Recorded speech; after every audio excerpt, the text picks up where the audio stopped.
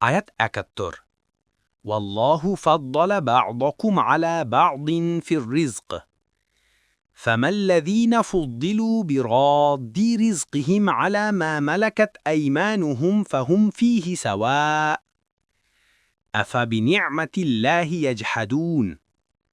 অনুবাদ: আর আল্লাহ জীবন উপকরণে তোমাদের মধ্যে কাউকে কারোর উপর শ্রেষ্ঠত্ব দিয়েছেন।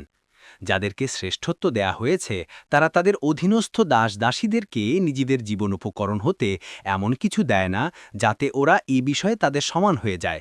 তবে কি তারা আল্লাহর অনুগ্রহ অস্বীকার করছে? তাফসির ১ নং ফুটনোটের বিবরণ। প্রথম থেকে সমগ্র ভাষণটি চলছে শিরককে মিথ্যা প্রতিপন্ন ও তাওহীদকে সত্য প্রমাণ করার জন্য, এবং সামনের দিকেও একই বিষয়বস্তুই একের পর এক এগিয়ে চলছে। এখানে একথা প্রমাণ করা হয়েছে যে তোমরা নিজেদের ধনসম্পদে যখন নিজেদের গোলাম ও চাকুর-বাকরদেরকে সমান মর্যাদা দাও না, অথচ এই সম্পদ আল্লাহর দেয়া, তখন তোমাদের প্রতি আল্লাহর অনুগ্রহের জন্য কৃতজ্ঞতা প্রকাশ করতে গিয়ে আল্লাহর সাথে তার ক্ষমতাহীন গোলামদেরকেও শরিক করা এবং ক্ষমতা ও অধিকারের ক্ষেত্রে আল্লাহর এই গোলামদেরকেও আল্লাহর সাথে সমান অংশীদার গণ্য করাকে তোমরা কেমন করে সঠিক মনে করো? ইবনে কাসির। কুরআনের অন্যত্র একই যুক্তি প্রদর্শন করা হয়েছে। সেখানে বলা হয়েছে, আল্লাহ তোমাদের সামনে একটি উপমা তোমাদের সত্তা থেকেই পেশ করেন। আমি তোমাদের যে রিজিক দিয়েছি তাতে কি তোমাদের গোলাম তোমাদের সাথে শরিক আছে?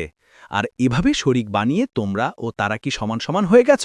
এবং তোমরা কি তাদেরকে ঠিক তেমনি ভয় পাও যেমন তোমাদের সমপর্যায়ের লোকদেরকে ভয় পাও? এভাবে আল্লাহ খুলে খুলে নিশানি বর্ণনা করেন তাদের জন্য যারা বিবেক বুদ্ধিকে কাজে লাগায়। সূরা রুম ২৮।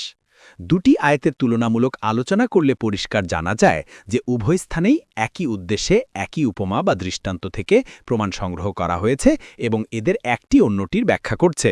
২ নম্বর ফুটনোটের বিবরণ।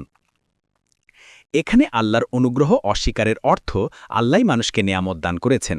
তিনি চান এর জন্য মানুষ একমাত্র তাকেই স্মরণ করুক, তারই কৃতজ্ঞ হোক। নিয়ামতের অস্বীকৃতি ছাড়া আর কিছুই নয়।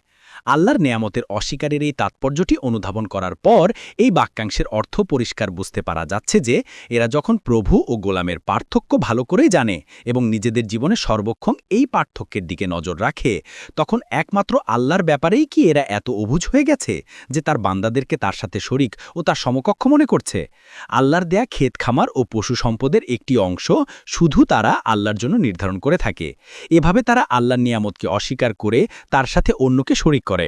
হাসান বসরি বলেন, ওমর ইবনুল খাত্তাব রাদিয়াল্লাহু আনহু আবু মুসা আল আশি রাদিয়াল্লাহু আনহুর কাছে লিখা চিঠিতে লিখলেন, আর আপনি দুনিয়াতে আপনাকে প্রদত্ত রিজিক নিয়ে তুষ্ট থাকুন, কেননা দয়ামন আল্লাহ তার বান্দাদের কারো ওপর অপর কাউকে রিজিকের ব্যাপারে শ্রেষ্ঠত্ব প্রদান করেছেন। এটা মূলত পরীক্ষা, এর মাধ্যমে তিনি সবাইকে পরীক্ষা করেন। যার জন্য রিজিকে প্রশস্তি প্রদান করেছেন সে এর দ্বারা আল্লাহর শুকর আদায় কিভাবে করে, আল্লাহ তার ওপর এর মধ্যে যে হক ফরজ করেছেন সেটা কিভাবে আদায় করে। ইবনে কাসির।